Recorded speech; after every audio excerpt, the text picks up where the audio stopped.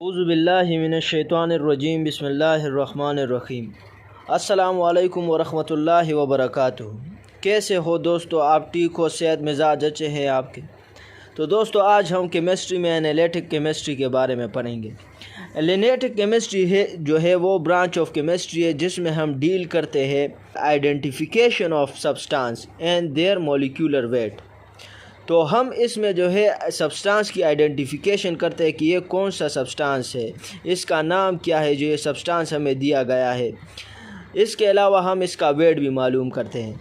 अगर हम किसी सब्सटेंस की क्वांटिटी मालूम करते हैं तो इसको कहते हैं क्वांटिटेटिव एनालिसिस।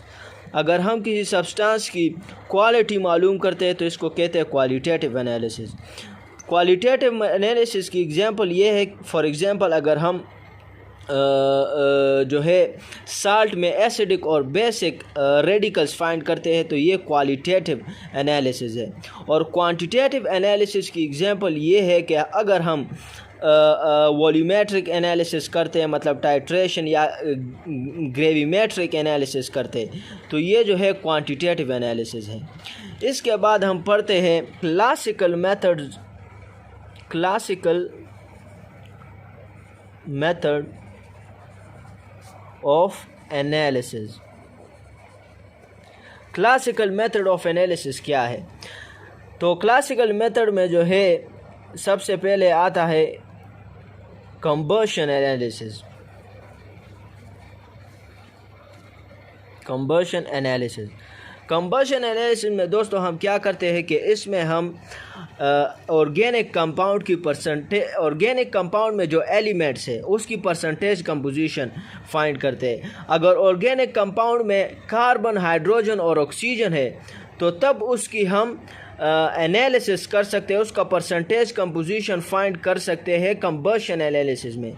लेकिन अगर ऑर्गेनिक कंपाउंड में कार्बन, हाइड्रोजन और ऑक्सीजन के अलावा कोई और एलिमेंट हो, फॉर एग्जांपल नाइट्रोजन हो, सल्फर हो, क्लोरीन हो, एक्सेट्रा, तो उसकी परसेंटेज कंपोजिशन हम कंबशन एनालिसिस से फाइंड नहीं कर सकते हैं। कंबशन एनालिसिस में जो होता है उसका जो मशीन होता है या उसका जो एपरेटस होता है उसमें तीन चीज़ें होती है।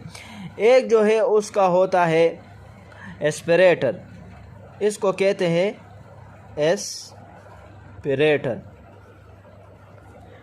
एस्पिरेटर इसको कहते हैं। और दोस्तों इसके बाद जो होता है फर्नेस होता है, और इस फर्नेस के अंदर एक बोट लगा होता है जो प्लाटिनम का बोट होता है, प्लाटिनम बोट। और इस प्लाटिनम बोट में हम ऑर्गेनिक कंपाउंड रखते हैं और इसके साथ हम कॉपर ऑक्साइड रखते हैं। ये है फर्नेस। और इस फर्नेस को हम 850 डिग्री सेंटीग्रेड पर हीट करते हैं। इसके बाद जो तीसरा पोर्शन है उसको कहते हैं ऑब्जर्वर।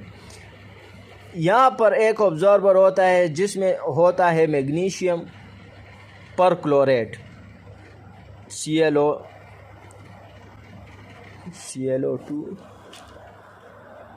Magnesium perchlorate.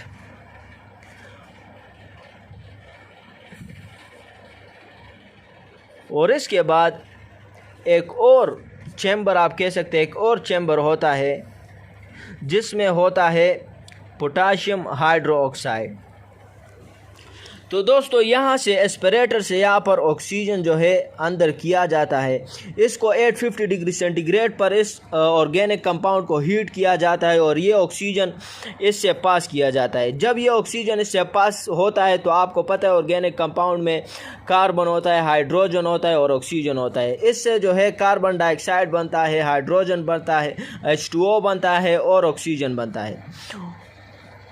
ऑक्सीजन पर कार्बन डाइऑक्साइड जो है वो आ जाता है, यहाँ से कार्बन डाइऑक्साइड पोटाशियम हाइड्रोक्साइड के साथ रिएक्शन करता है और जो वाटर है H2O वो यहाँ से आता है और वो मैग्नीशियम परक्लोरेट के साथ रिएक्शन करता है।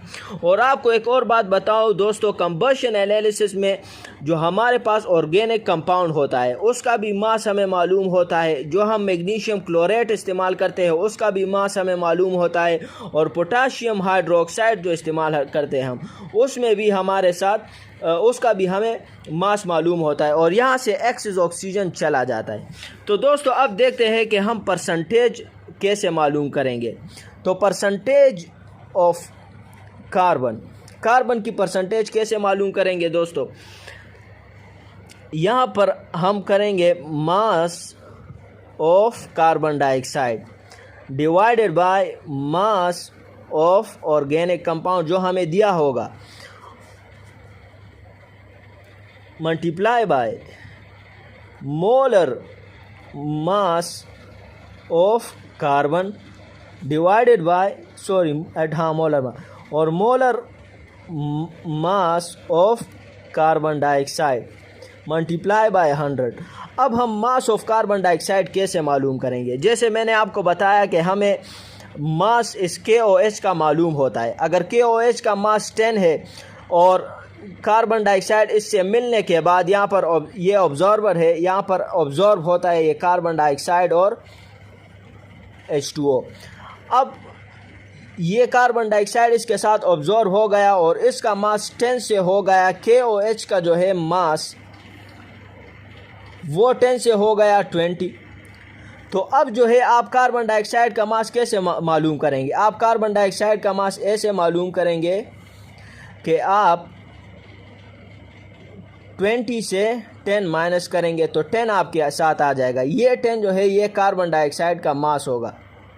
इसी तरह मैग्नीशियम परक्लोरेट का मास आपको दिया होगा, उससे आप H2O का मास मालूम कर सकते हैं, क्योंकि ये एब्जॉर्ब करेगा इसके साथ, इसका मास जो है ज़्यादा हो जाएगा। उस मास से फिर आप जो है वो जो जितना ज़्यादा हो गया है उससे पिछले वाला मास माइनस करेंगे तो आपके साथ H2O का मास आ जाएगा।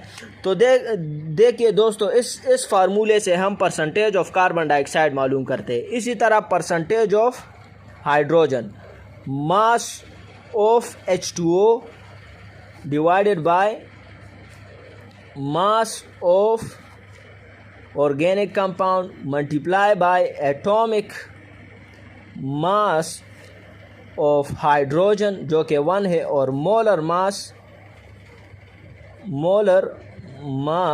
of H2O multiply by 100। इस फार्मूले से आप जो है percentage composition of elements in organic compound आप मालूम कर सकते हैं कंबशन एनालिसिस के तरीके से। तो दोस्तों ये हुआ कंबशन एनालिसिस।